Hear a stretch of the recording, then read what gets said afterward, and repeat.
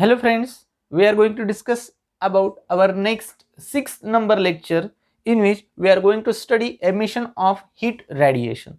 अब ये emission of heat radiation पढ़ने से पहले हम यहाँ पे एक लॉ देखेंगे, that is law of heat exchange. law of heat exchange. अब ये जो लॉ है, ये लॉ किसने प्रोवाइड किया था? This law was given by Perry Prevost. Perry Prevost. According to Perry-Prevost, all the bodies which are above 0 Kelvin, this is not okay, this is 0 Kelvin, above 0 Kelvin, radiates energy. Okay यानी कि जितने भी bodies 0 kelvin temperature, जो absolute temperature है, उसके ऊपर अगर होते हैं तो उसमें से कुछ ना कुछ रेडिएशन निकलने वाला है. And when they radiates energy after some time, या तो फिर उसी वक्त जो भी सराउंडिंग में एनर्जी होगा उनको वो एब्जॉर्ब भी करना स्टार्ट कर देते हैं. यानी कि यहाँ पे एमिशन होगा initially, emission means radiation, and at the same time वहाँ पे सराउंडिंग जो होगा, सराउंडिंग में जो एनर्जी होगी वहाँ से एब्जॉर्प्शन का प्रोसेस भी स्टार्ट होगा. तो ये जो लॉ था, this law is given by Perry Prevost.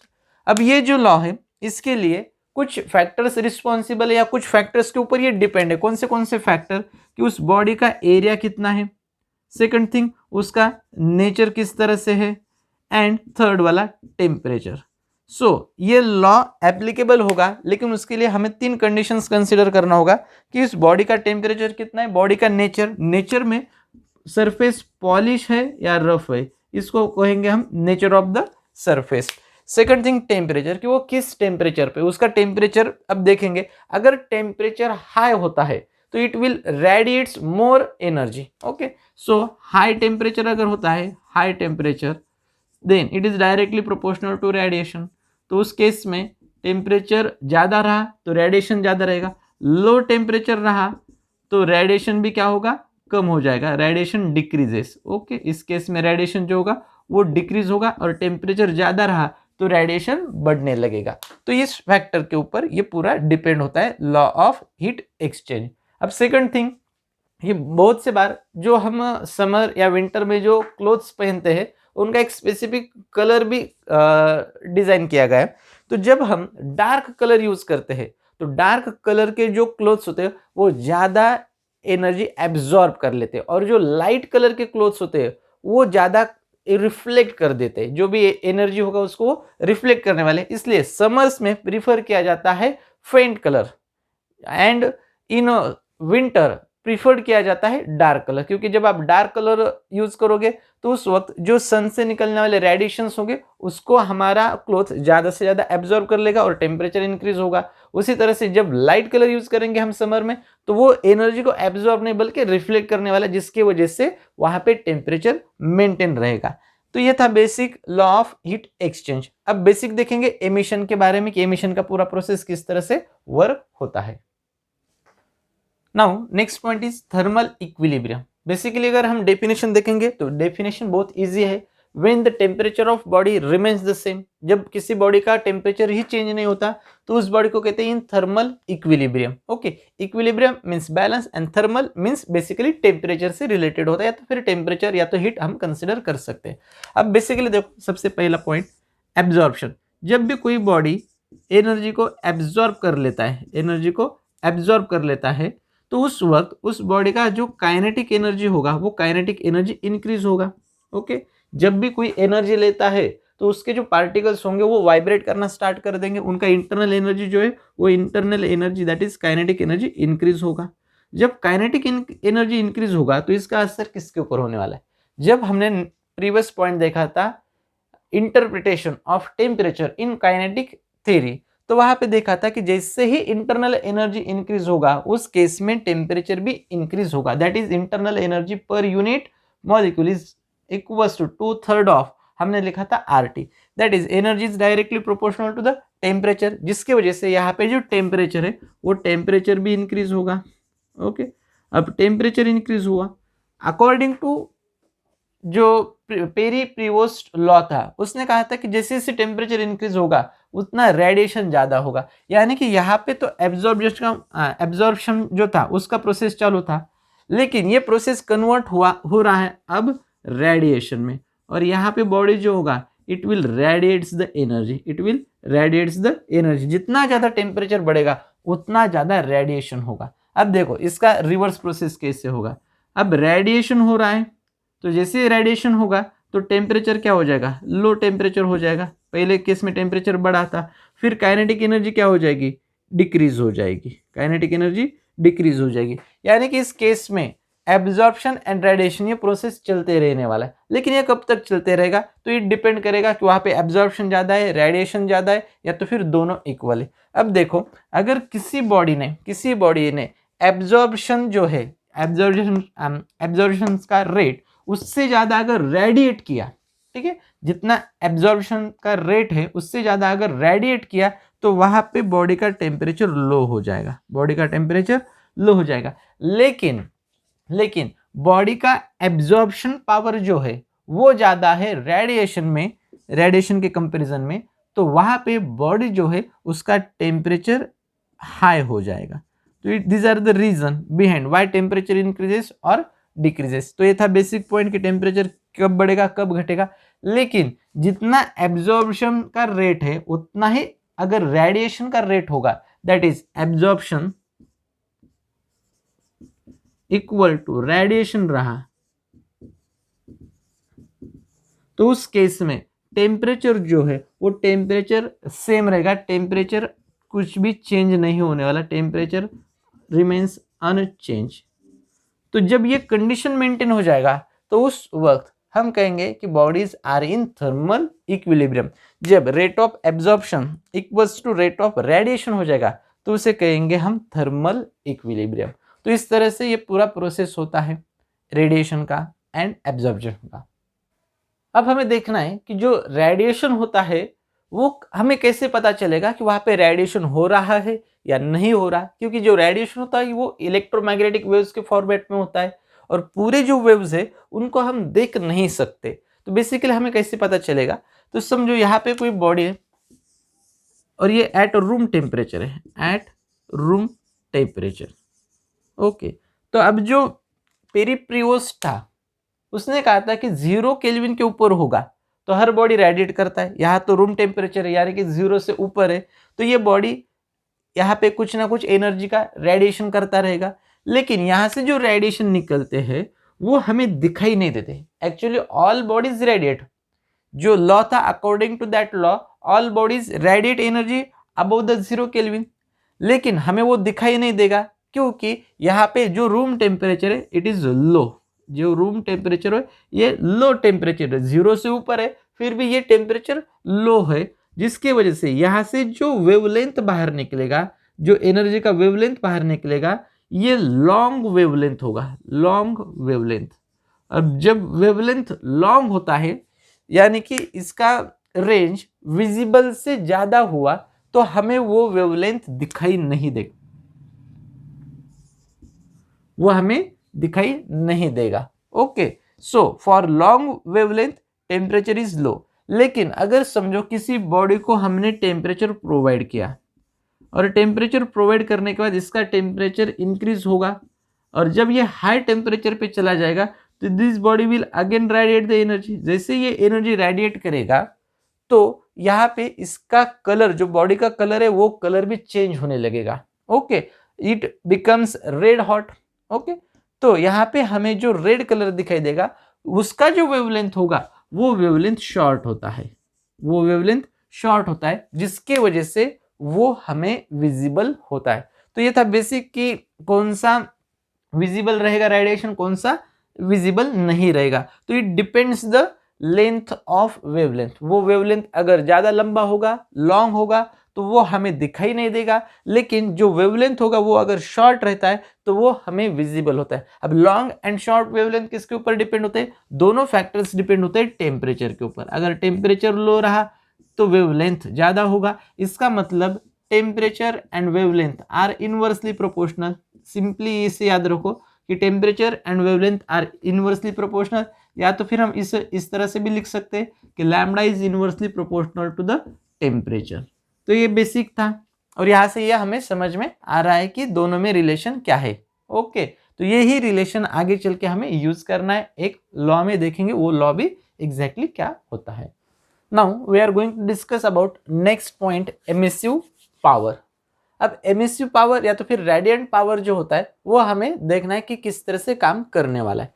समझो कि हमारे पास कोई ऑब्जेक्ट है या तो फिर बॉडी है, उसमें से Q amount of heat radiate हो रहा है। Okay, this Q amount of heat is radiated, this energy is radiated, energy radiated.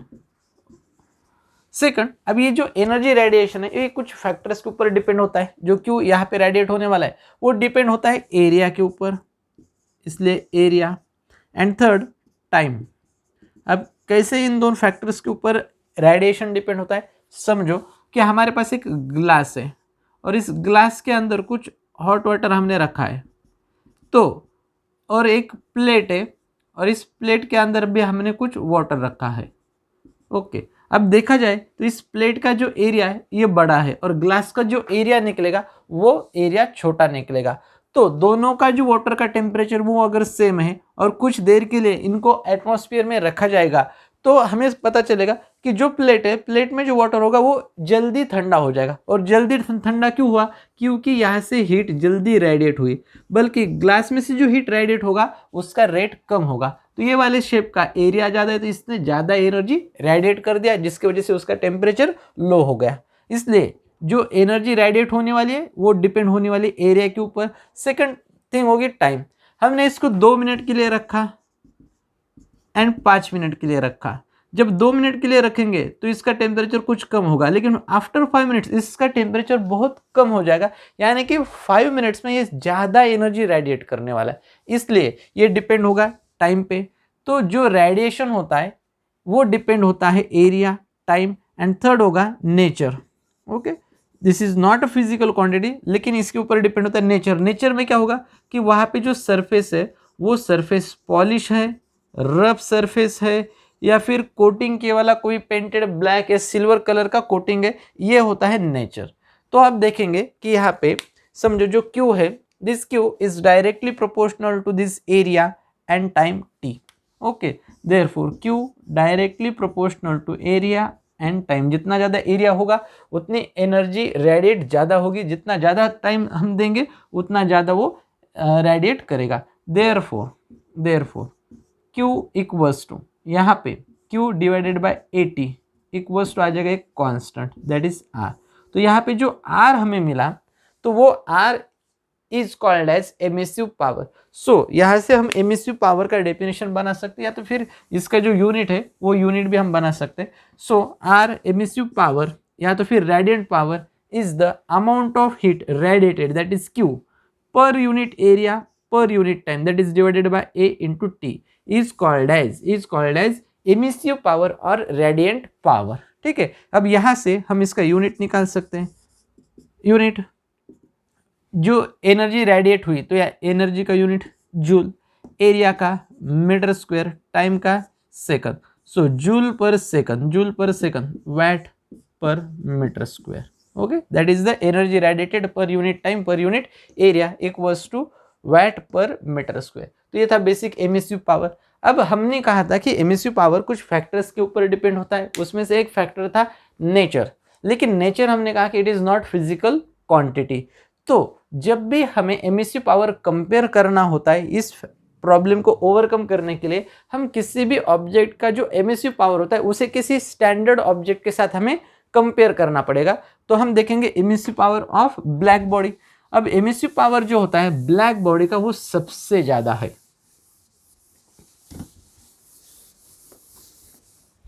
ठीक है, तो emissive power for black body is सबसे ज्यादा है। तो हमें जिस भी बॉडी का एमिसिव पावर निकालना होता है तो उसे हम हमेशा कंपेयर करेंगे ब्लैक बॉडी के साथ। तो वो वाला नेक्स्ट टर्म होगा emissivity. Next term is emissivity. अब इस प्रॉब्लम को रिमूव करने के लिए हमारे पास दो बॉडीज हम कंसीडर करेंगे। समझो फर्स्ट बॉडी, सेकंड बॉडी, दोनों का एरिया सेम है, दोनों के टेम्परेचर सेम है। इसमें से भी कुछ रेडिएशन निकलेगा और इसमें से भी कुछ रेडिएशन निकलेगा। अब इसमें से हम देखेंगे फर्स्ट वाला एक कंसीडर करेंगे ब्लैक बॉडी और फर्स्ट वाला होगा हमारा ऑर्डिनरी बॉडी। अब इस बॉडी ने भी कुछ एमिशन किया है और ब्लैक बॉडी नियरली एमिशन करता नहीं, लेकिन इसका एमिसिव पावर जो होता है वो जनरली सबसे ज़्यादा होता है। अब देखो emissivity small e is the ratio of, समझो ब्लैक बॉडी जो है, ब्लैक बॉडी का जो रेडिएंट पावर होगा इट इज आर बी, और ऑर्डिनरी बॉडी का जो रेडिएंट पावर होगा वो आर होगा। So emissivity is the ratio of radiant power of ordinary body to the radiant power of black body. Okay, अब हम जब ब्लैक बॉडी का एमिसिविटी निकालेंगे तो ये था general formula for any body. अब ब्लैक बॉडी के लिए अगर हमें निकालना होगा एमिसिविटी तो उसके लिए ब्लैक बॉडी के लिए बी लिख देंगे। अब यहाँ पे जो ऑर्डिनरी बॉडी है उसकी जगह पे आ जाएगा radiant power of black body divided by R B. So R B get cancel, so 1। तो एमिसिविटी जो होता है वो हमेशा 1 से छोटा होगा और 1 वैल्यू होगी सिर्फ ब्लैक बॉडी के लिए, इसलिए emissivity stands between 0 to 1, 0 to 1 and it depends on the material. अगर हम कॉपर लेंगे तो कॉपर का एमिसिविटी पावर होता है 0.3, ब्लैक बॉडी का नियरली 1, तो ये इसके कंपैरिजन में ये पावर कम होगा। तो ये था बेसिकली एमिसिविटी और इसके फॉर्मूले। तो यहाँ पे एमिसिविटी का कुछ भी यूनिट नहीं आने वाला क्योंकि दोनों के units R and R B के सेम हो गए जो एक दूसरे को कैंसिल करेंगे and this is again a ratio, इसलिए यहाँ पे कुछ भी यूनिट आने वाला नहीं है। तो जो भी फैक्टर्स होते हैं कि मोस्टली कलर के ऊपर डिपेंड नहीं होता, लेकिन जो भी पूरे फैक्टर्स हम कंसिडर करते हैं जब हम एमिसिविटी रेशियो लेंगे तो उसमें जो भी पैरामीटर्स है जो फिजिकली नहीं है, फिजिकल क्वांटिटी में आते नहीं, वो पूरे जो नेचर होंगे वो इसके अंदर इंक्लूडेड है, इसलिए हम एमिसिविटी का term most of the time use करते हैं। यहाँ से अगर हमें आर का फॉर्मूला बनाना होगा तो R equals to E into R B, ये भी फॉर्मूला आगे चल के यूज में आ सकता है। अब next point is Kirchhoff's law of heat radiation. Kirchhoff's ने हीट से रिलेटेड एक लॉ प्रोवाइड किया गया है, उसे कहते हैं Kirchhoff's law of heat radiation. देखेंगे कि ये लॉ क्या है। According to Kirchhoff's at a given temperature, यानी कि जो भी टेम्परेचर रहेगा उस टेम्परेचर के ऊपर जो भी ऑर्डिनरी बॉडी रहेगा, तो यहाँ पे कहा गया ऑर्डिनरी बॉडी से related, ordinary body okay eight a given temperature for ordinary body coefficient ratio लेना है हमें यहाँ पे, ratio of radiant power, ratio of radiant power. किसका बात हो रहा है, तो यहाँ पे बात हो रहा है रेडिएंट पावर का, और किसका रेडिएंट पावर, तो ऑर्डिनरी बॉडी का radiant power, that is R. समझो R is the radiant power of ordinary body, और ये रेशियो लेना है with coefficient of absorption. Okay, coefficient of absorption, तो हमें रेशियो लेना है R divided by coefficient of absorption, पता है ए से हमने डिनोट किया था। तो ये जो रेशियो है it is equal to according to Kirchhoff's law, this ratio is equal to radiant power। अब किसका radiant power लेना पड़ेगा हमें यहाँ पे, radiant power of perfectly black body PBB। Okay, perfectly black body का जो radiant power होगा उसके बराबर ये रेशियो होता है, दैट इज RB। तो हमें ये प्रूव करना पड़ेगा, और ये किरचॉफ्स ने ही आगे चल के प्रूव किया कि ये रेशियो इक्वल टू दिस, इस तरह से होता है। अब हमें देखना है कि ये रेशियो किस तरह से काम करने वाला है, और ये कहा गया फॉर ऑल वेवलेंथ, चाहे वहाँ पे जो भी वेवलेंथ रहेगा हर वेवलेंथ के लिए ये लॉ एप्लीकेबल है फॉर ऑल वेवलेंथ। तो बेसिकली यहाँ पे हमने लॉ तो देख लिया, according to Kirchhoff's law at a given temperature for ordinary body ratio of radiant power with coefficient of absorption is equal to the radiant power of perfectly black body for all wavelengths, that is R divided by A equals to RB। इसमें से R होगा radiant power of ordinary body, A is coefficient of absorption, और coefficient of absorption का formula हमने देखा था QA divided by Q equals to A, this is the formula for coefficient of absorption। इसमें से RB होगा radiant power for perfectly black body. अब हमें ये प्रूव करना है, अब इसका थ्योरेटिकल प्रूफ भी हम देखेंगे कि किस तरह से इसको हमें डिराइव करना है। उसके लिए एक क्लोज वेसल कंसिडर कर लो, कोई भी एक बॉक्स कंटेनर, और इसके अंदर हम दो बॉडीज कंसिडर करेंगे। समझो यहाँ पे हमने दो बॉडीज कंसिडर कर रहे हैं, first body A and second body B. अब यहाँ पे दोनों बॉडीज एक ही कंटेनर में, एक ही वेसल में, इसलिए दोनों का जो टेम्परेचर होगा, दोनों का टेम्परेचर होगा सेम, यानी कि TA इक्वल्स टू आ जाएगा TB। टेम्परेचर दोनों का जो होगा वो सेम होगा। इसमें से जो B होगा इसे हम ब्लैक बॉडी कंसिडर करेंगे, और जो वाला A होगा इसे हम ऑर्डिनरी बॉडी कंसिडर कर लेंगे।